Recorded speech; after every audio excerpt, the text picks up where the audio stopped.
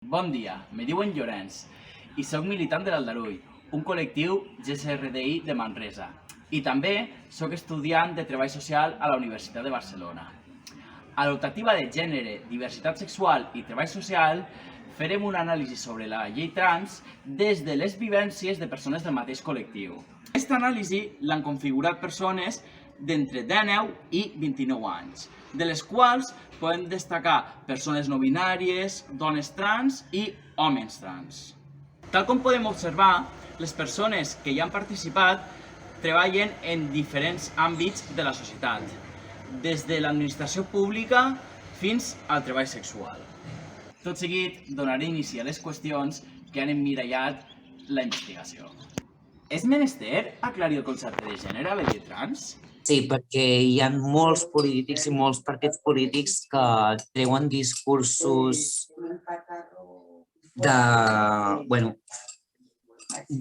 genitalistes, de caràcter biològic, de caràcter del sexe, barrejant tota aquesta temàtica com si fos el mateix, com passar-se pel forro el que són les construccions socials. I crec que és algo molt important a nivell legislatiu que estigui allà escrit i també a nivell institucional que se'n parli, que se'n faci veu, perquè si no sempre estarem en el bucle que el PP, Vox i tots aquests estaran traient discursos i arguments que no tenen ni cap ni peus, però tothom els està escoltant, tothom els està fent cas perquè hi ha aquesta desinformació. Sí, veient que la gent de peu, la gent que no sap específicament del tema, sempre parla de canvi de sexe en comptes de parlar de canvi de gènere, crec que s'ha d'especificar la diferència entre una cosa i l'altra.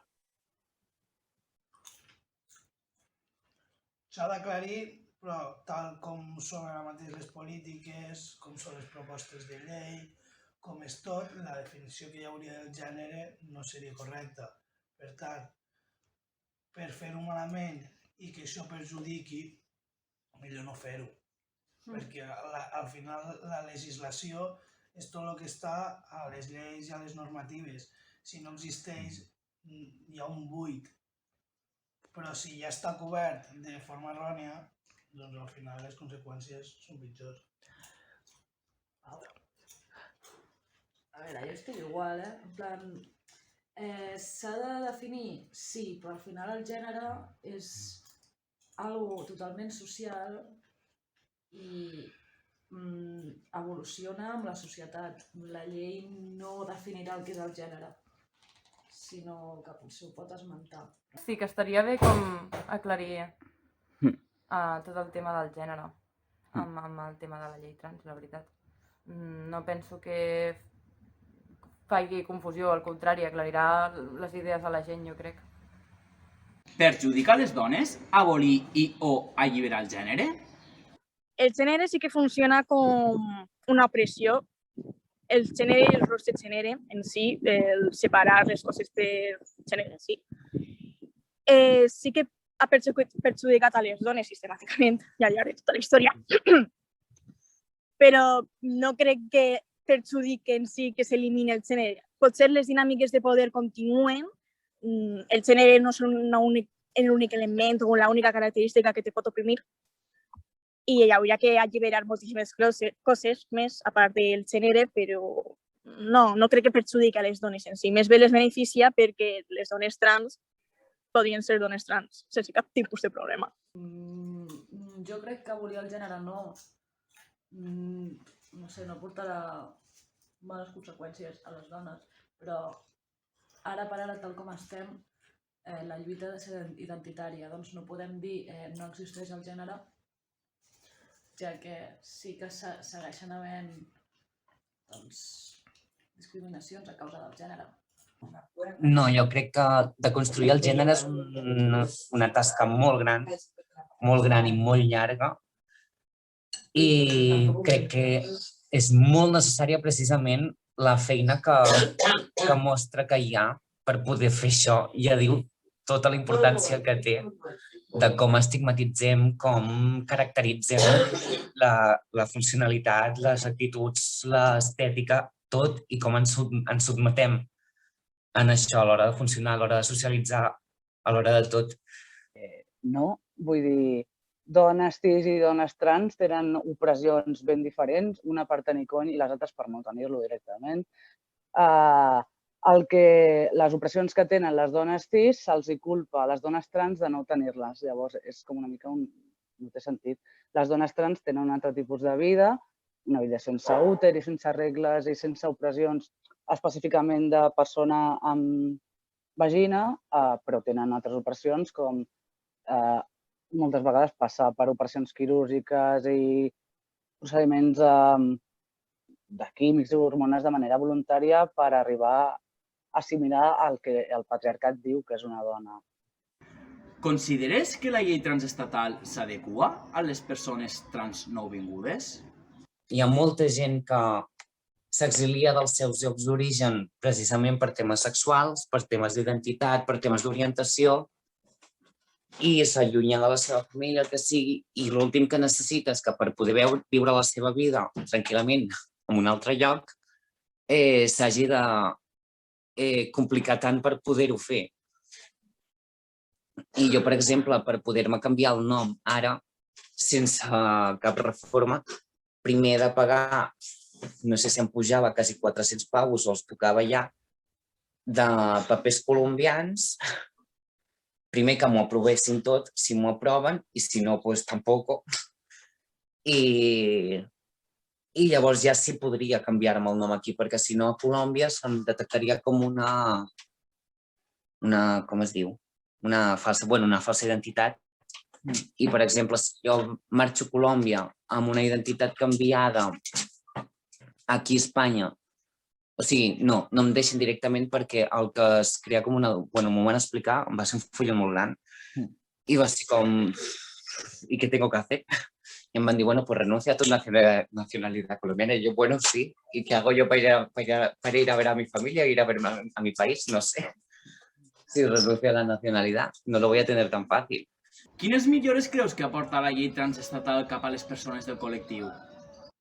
Home, doncs garanteix uns drets com l'autodeterminació, augmenta una mica més la protecció legal entorn a educació, salut, però és el mínim del mínim.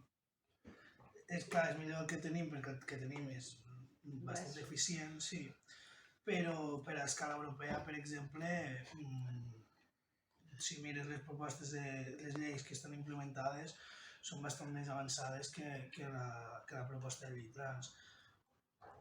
Que no cobreix ni persones no binàries ni un munt de temàtiques que s'haurien de garantir i que no s'estan garantint. La proposta de la llei trans sí que parla de persones no binàries. Però no regula tot el que té que regular. Ara després esta pregunta, sí. La proposta de llei trans, si estiguéssim al 2010, estaria molt bé.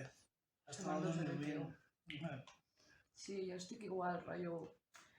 Està bé formulada, però realment no crec que doni respostes eficients a les violències que patim. Doncs sí, és com un inici de llei, més que una llei en si. Sí que a nivell de burocràcia, de paper, de legislació, sí que molt bé, però trobava que hi havia com molt poca aportació a nivell institucional, a nivell funcional, perquè tot això realment romani no, això no es diu així, o sigui, bueno, es quedi a la funcionalitat social de la gent mica en mica d'una manera més ràpida, perquè per molt que ho facis llei, no deixem de funcionar com funcionem i que els canvis necessiten el seu temps i el seu treball. I això sí que ho vaig trobar que institucionalment hi havia potser poca aportació a l'hora de donar idees per ajudar bé més pràcticament en aquest canvi. Les millores de la llei trans no soluciona tots els problemes, però te dona una sèrie de garanties i una protecció jurídica que si no tens una llei és molt difícil que les puguis tindre. I que sigui estatal, una llei estatal. Perquè al final, si és per comunitats autònomes, sí, evidentment te dona una protecció, però no és el mateix que si te la dona l'estat espanyol. Doncs, primer de tot, del tema de patologitzar, rotllo que deixem de ficar com a estigma com si fos una malaltia o tal, a l'hora d'ajudar amb tema de papers, perquè ara mateix és un puto caos, i amb això amb el tema de canviar-me el nom doncs me n'he donat un muntó. Llavors ajudaria que les coses anessin molt més ràpid, que tinguéssim més ajudes, jo crec, i jo et diria això, però també a partir d'aquí es podria ajudar amb tot el tema de l'educació i tal, perquè com al ser oficial la gent arribaria més a tot arreu. Llavors, sí, principalment això. Per què creus que en el moviment feminista s'està generant un confrontament envers la llei transestatal? Perquè, com sempre, la lluita feminista sempre sempre hem arrelat feminitat amb dona. I se'ns oblida que hi ha molts caràcters, molts matisos de la feminitat que moltes vegades ni tan sols està amb la dona. La plomofòbia, per exemple, n'és un exemple d'això. És una fòbia a una feminitat que du un home. Mira, esta pregunta es la que més me costa de contestar, perquè partint de la base que tampoc ho sé. Suposo que serà una combinació de transfòbia a tope i dura i de pur odi i d'ignorància pura i dura i de mala interpretació o una interpretació diferent dels postulats feministes del feminisme radical. Com, no sé, és com... Vull dir, crec que tenen una visió molt desencertada, no encertada de lo que són les persones trans i els nostres problemes. Vull dir, com que tenen la sensació de que entenen que per voler canviar de gènere o tindre el teu gènere al 100%, explicar-ho d'alguna manera, van a tindre els problemes per això i és com, a veure, no és que les dones trans vagin a entrar al bany a violar a persones, a dones cis, vull dir, és que, en primer, és que aquests exemples, justament, al final, el que estan dient és que és un home que entra a un bany a violar a dones. És que és un home cis, que s'està fent passar per una dona trans, no és una dona trans. Jo crec que la lluita feminista s'ha plantejat el gènere més d'un cop, però vaja, suposo que és el primer cop que es troben amb una contradicció que jo crec que si ets TERF en realitat no ets molt feminista perquè no té gaire d'allò en sis, però sí, és veritat, jo crec que perquè s'està revisant en el tema del gènere, llavors se n'ha adonat que hi ha gent que no acaba d'estar d'acord o no té les mateixes idees. Creus que les persones no binàries s'inclouen dins de la llei transestatal? Crec que les nombren, però em sona que no... Al final no reconeixen com una identitat tampoc.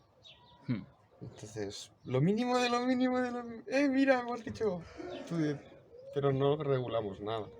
No, bàsicament perquè no han pensat en lo de posar... És a dir, crec que no posar home, dona o no binària a un DNI donarà més problemes que posar-ho, perquè la persona que tingui un DNI sense gènere l'haurà d'ensenyar i potser per l'apariència la qüestionen, s'ha de posar en situacions de violència per culpa de que no ho posa o donar explicacions, rotllo, no, soc no binària, però és que el DNI no ho posa. Crec que això no està obert, no s'ha tingut gaire en compte i potser s'hauria de donar una altra volteta, això.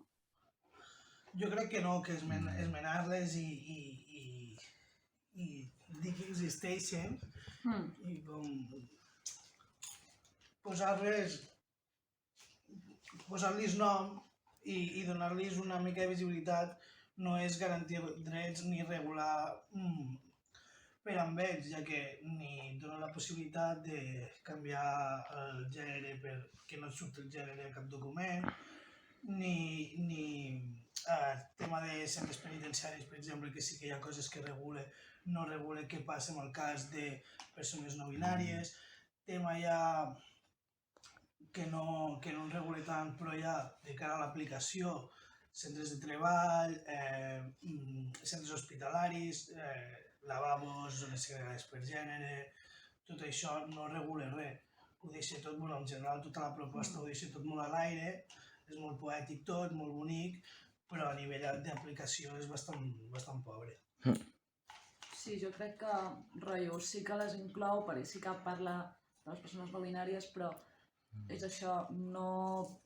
Les persones no binàries estem molt invisibilitzades i que se'ns esmeni en una llei de no sé quantes pàgines que ningú llegirà no ens està visibilitzant i realment tampoc dona respostes ni fa cap proposta per visibilitzar aquesta realitat. Doncs sí, se'ns inclou, sí, però... Creus adient que hi hagi una franja d'edat per a iniciar un procés de transició? Home, clar que sí. I també en plan, fins a X edat que no puguis ser cis també, no? En plan, a X edat decides si eres cis o trans, si no, perquè al final a la gent sí que l'atribueix ser cis i no hi ha una franja perquè t'atribueixin, t'atribueixen al minut zero.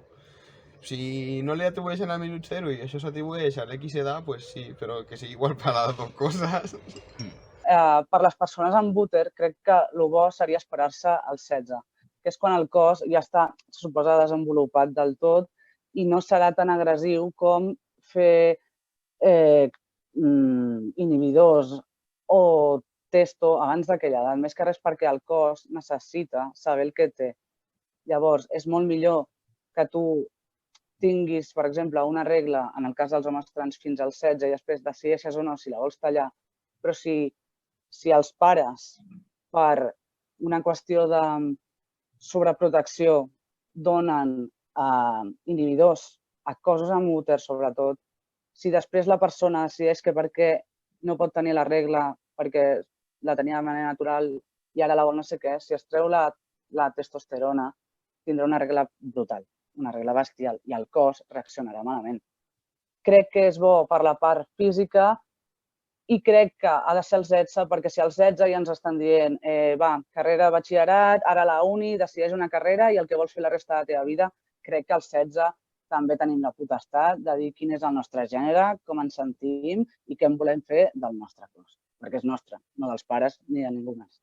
Donis compte de que eres una persona trans quan tens 5 anys, doncs comences el trànsit amb 5 anys. I si t'adones amb 50, doncs amb 50. A què diríem procés de trànsit? Què entenem, Pere?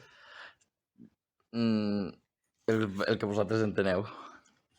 Jo crec que per tema hormonal sí, per tema de bloquejadors i tal, però ja està, és l'única cosa en què podem dir, vale, però per tema de salut i per tema sobretot de que no coneixem els efectes.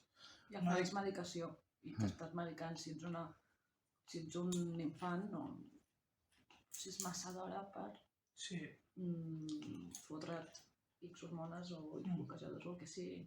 Tot el que és tema social, el canvi de nom, tot això, clar que sí. Però el trànsit que no sigui hormonal, doncs s'ha d'edat, no? Has patit alguna agressió i o discriminació en algun d'estos àmbits? Educatiu, laboral, serveis socials o salut? En cas afirmatiu, com s'ha resolt? Jo de moment no he pogut viure al 100% la meva vida com a persona trans i completament, obertament en tots els àmbits. I així que tampoc he pogut patir massa discriminació. Serveis socials, amb el tema de les hormones i tal, doncs fatal. Enviar-me amb una cap que... És que jo esto no lo sé. I tornar-me a trucar al cap de mitja hora dient però estos son para gente cis, lògicament, i jo sí. I això s'ha resolt en que una amiga meva em va ajudar i ens hem autogestionat fent altres coses. Laboral, pues, jo treballo per la meva compte. No puc. En plan, se'm faria molt difícil i a les feines que he estat, si hem estat més mínim punt de algo, ja se m'ha ido por mi. Llavors, vull dir, l'última em van fer fora. O amb tots. Hòstia. A veure, al final, microviolències pateixen de tots i al final, bueno, l'opció més ràpida és callar. Perquè al final és això, la majoria són microagressions, mai he estat on no recordo cap que hagués sigut típic moment de violència directa. No, per tant, a les microagressions doncs calles, perquè al final si parlo ara m'estic exposant jo, he de veure quina serà la resposta, perquè clar, quan senyales una actitud que t'estàs sentint atacat o el que sigui per una d'aquestes temàtiques, la gent diu que no, que la seva opinió és que no, i que això no t'ha d'ofendre, i que si t'ofenes que ets molt sensible. A veure, jo en el cas de persona no binària, com estem tan invisibilitzats, sí que microagressions si ha sortit el tema, gent que et nega, o jo què sé, no et pregunta ni ai, doncs, quins pronoms prefereixes, o jo què sé, o demanar-li a X cercles de persones, rotllo, tracteu-me com a ras o com a raser, i que no facin cap tipus de cas, perquè, ai, és que no em surt dir-te així, i coses així, que clar, no són agressions com superdirectes, perquè realment és tot ho diuen en cap ànim d'ofendre ni res, però... Tal com es diu en el borrador de la llei transestatal, s'especifica que en les competicions, esdeveniments o pràctiques esportives no pot haver una prova de verificació del sexe. Què en penseu al respecte? Creieu que és adient parlar de sexe en la verificació? Home, no crec que hi hagi d'haver una verificació així. De fet, abans no hi havia verificacions i les van canviar quan una persona cis li van fotre. Hi havia una atleta que feia atletisme, que era cis, i la van excloure de les competicions per les verificacions de sexe o gènere, com li diguin. A la societat encara ho considera com sexe, doncs seguiran legislant així. Jo no ho veig necessari, al final què importa més? El teu gènere o sexe o les hormones, que és el que ara mateix es mira que tu tinguis, o l'habilitat que tu tinguis amb aquest esport i la dedicació que tu li facis. O sigui, jo que sóc una tia trans, o sigui, jo jugo a futbol amb tot de ties cis, no, el meu no són cis, trans, però hi ha gent, molta gent molt millor que jo, en plan, porta tota la seva vida jugant, jo soc una patosa. Ja hem superat la barrera de les dones no poden fer esport perquè els homes són millors. Podem ara superar la barrera de no és cosa dels genitals, qui és millor o pitjor als esports? Vull dir, és que no té ni cap ni peus, és que, bueno, en fi. Com a col·lectiu socialment vulnerabilitzat, considereu adient que les empreses obtinguen ajuts per la vostra contractació? L'altre dia en vam parlar, perquè d'això és com... Ara, per exemple, penso que si hi ha gent que no troba feina, doncs està bé, però és que al cap i a la fi el que estàs donant també és que l'empresa, amb Hisenda, li acabi... En plan, que això els beneficia a l'empresa, que si no, no ho farien. No és perquè tu puguis tenir feina com tothom, sinó que t'estan ficant a un altre apartat, cosa que no volem. Llavors, per ara mateix, com a solució immediata, ok, com a solució en la vida no em sembla bé. No, ni per cap col·lectiu l'Estat ha de pagar a les empreses res. El mercat de treball funcionaria igual i hi haurien contractacions igual per part de les empreses perquè necessiten els treballadors per a seguir produint benefici. Per tant, l'estratègia aquesta de discriminació positiva en tant de sectors concrets com en general és un enriquiment de les empreses a costa dels estats, perquè després quan hi ha pèrdues ja està. Que l'estat que no intervingui. No, la inversió de diners perquè les empreses contractin, no. Hi ha milers de mecanismes molt més eficients, com seria la sensibilització de les empreses, obligació dels directors de recursos humans de tindre una sensibilització amb tots els col·lectius que poden patir opressions entorn al món laboral i que no seria que l'Estat pagués diners públics a les empreses. Perfecte. 100%, d'acord. Nada que añadir. Clar, ¿no? Que la persona que m'està explotant cobre más, saque más beneficio de mí, ¿no? Y entonces me contrate. Gracias por las migajas. No, que m'ho donin a mi, que em pugin el sou a mi, no? Com que és més difícil aconseguir feina, que em paguin més i aquesta ajuda que se la donen a l'empresa me la donin a mi i ja està. Però bueno, aconseguir feina ja és xungo. Creieu que la llei tindrà algun impacte per al col·lectiu trans? Sí, vaja, jo crec que impacte directe. Rotllo, a partir d'aquí es poden... Sobretot a nivell de papers, jo crec. Però això, com que arribarà més gent, jo crec que serà una cosa més normalitzada i això fa que el col·lectiu, pues, suposo que no pateixi tantes opressions, no ho sé, perquè opressions en patirem igual, però en plan que com a mínim estarà a un nivell més de tothom, saps? Un impacte positiu. I és un camí més cap a la normalització i solució dels problemes que ens produeix la transfòbia i el món cisnormatiu. Bueno, pues que tothom parli a nosaltres i que hi hagi més assetjament pel carrer perquè ens tenen presentes i com que ja... Si per la tele la gent que transmet coses bones ja té un discurs equivocat, pues més discursos equivocats y total para nada. Y para que alguien se quiera agenciar el voto. Si s'aprovés tindria l'impacte que tinguéssim vides dignes. És que no és res més que això, treball digne i una vida digna, casa i sostre, vull dir, o sigui, sostre i treball, vull dir, és que no sé, com el que demana qualsevol persona. Vull dir, nosaltres quan vam néixer no vam escollir, mira, soc un home però voy a salir con vagina, a ver qué tal me sale la jugada. El gènere és una cosa que desenvolupes, que entens després i que, o sigui, jo què sé, hi ha gent que està conforme i hi ha gent que després diu, no, doncs mira, que en aquest cas nosaltres, però no, és que no ho hem escollit, no sé, és que salimos así, lo siento mucho, yo no pedí nacer, però aquí estem, i si estem aquí i som moltíssimes, doncs potser que ens arreglin una miqueta la situació. Què vos pareix el fet que no s'hi hagi aprovat la llei trans estatal? Si s'hagués aprovat la llei trans, hi haurien moltes problemàtiques que s'hagueren pogut intervenir d'alguna manera, si més no per poder parlar-ne, encara que no tinguessin una solució immediata. Pues que el PSOE, o sigui, vinga, vull buscar una manera de dir-ho que ho puguis ensenyar al treball.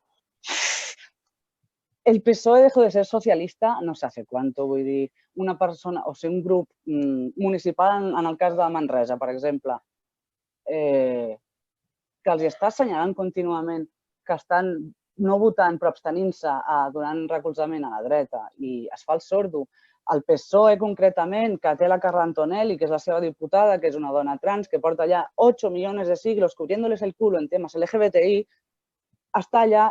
I està allà, mira, és que no sé si la pobra o dir-li, no sé, però vull dir, els hi fa molt mal que els diguis Carmen Calvo és una transfoba, però els hi sua completament que la Carla Antonelli estigui allà des de fa eones i siglos. Quan la volen utilitzar per la cara LGBTI del PSOE, la treuen.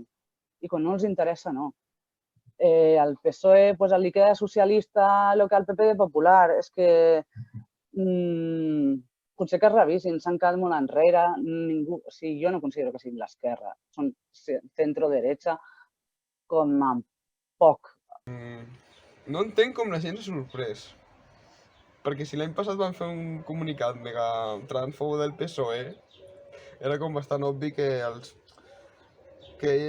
PSOE és com derogar la llei Mordaza, rescates a los bancos, tot això que prometen en campanya, que prometen a cada campanya, perquè no són tan vagos a pensar nuevos eslóganes, pues mira, lo prometemos, no lo cumplimos y luego lo volvemos a prometer. M'ajuro que vulguis que la següent campanya diran que Sacanonista l'hi adelante i bla bla bla. No sé, em sembla indignant, o sigui, amb tot aquest que li diuen la democràcia més d'esquerres que ha tingut Espanya i no sé què, o el PSOE de superprogre el dia contra la violència LGTBI, dient, posant tuits i coses així, i el dia següent abstenint-se, i que per això no s'hagi pogut aplicar, no sé, em sembla vergonyós. I a mi em sembla molt que emmiralla molt la situació política a Espanya. I com cada vegada els drets socials es van reduint, les polítiques cada cop són més neoliberals i l'extrema dreta va agafant un protagonisme bestial i com és totalment, per a les institucions, és totalment indiferent la situació de les persones trans i simplement és propaganda política a través de la qual sembla més progressistes i que opten per la diversitat, però al final els interessos polítics ja arreplen una miqueta més de vots. Doncs això vol dir que com a societat tenim moltes coses a revisar-nos, perquè no pot ser, xica, o sigui, hi ha molts països que ja estan molt més enllà i a Espanya estem quedant un altre cop com el puto meme d'Europa i del món, la veritat. Llavors, sí, em dona a pensar i a dir, revisem-nos tots quins polítics tenim aquí o quina espècie de penya votem que no vulguin aprovar una cosa tan bàsica com drets per una gran part de la població, no? Moltes gràcies per la vostra participació i des de l'Aldarull esperem que moltes de les qüestions que s'hi puguen fer amb relació a la llei trans queden resoltes mitjançant esta investigació.